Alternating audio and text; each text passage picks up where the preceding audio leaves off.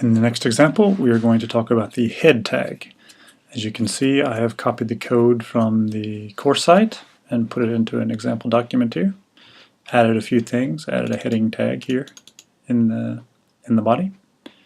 And I'm going to talk us through the head. As the text says on the course, the head tag contains information about a page, but it doesn't show information directly in the web browser window or tab.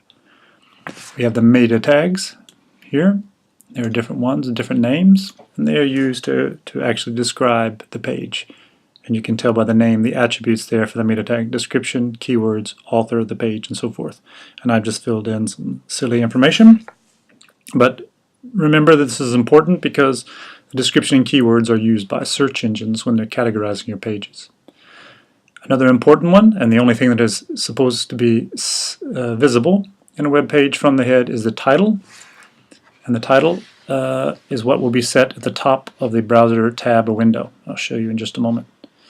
Another important tag is the link, where you refer to external resources, primarily referring to style sheets. So an appropriate link tag would look like this: link, and the attribute the type is the style sheet.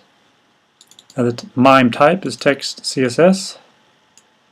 And then the href is the source or the hypertext reference to find the actual file.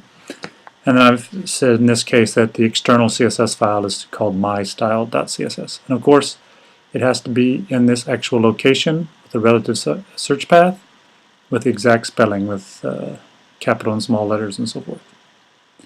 Another way is to have an internal style sheet. We'll be talking about this more in the CSS section. Then use the style tag. And then you write your CSS directives and selectors directly inside the tag.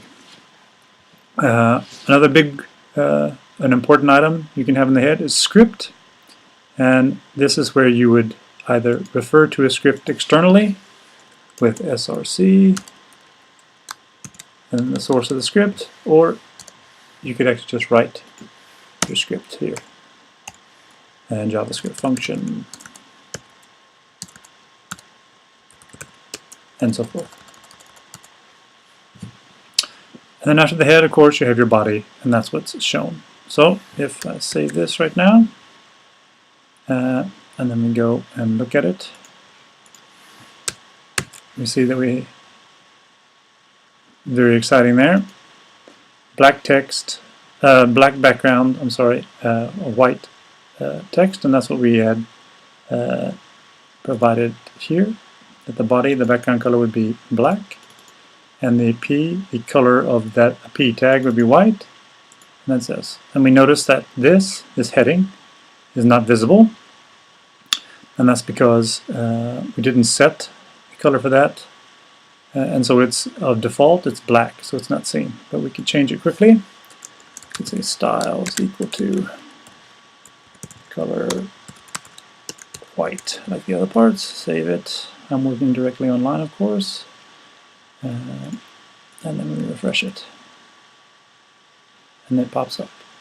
If you want to see a very tricky thing about modern web browsers, is though technically it's incorrect to write things in the head.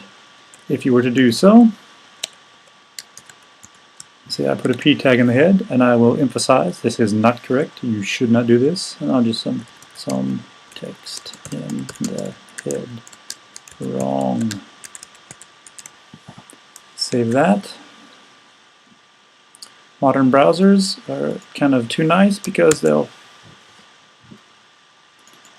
show it as though it was in the body, even though technically it's in the head. So make sure when you're programming to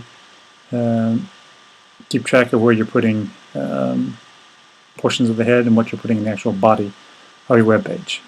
And of course, once again, I encourage you to copy the files, download it, and experiment with the head tag now.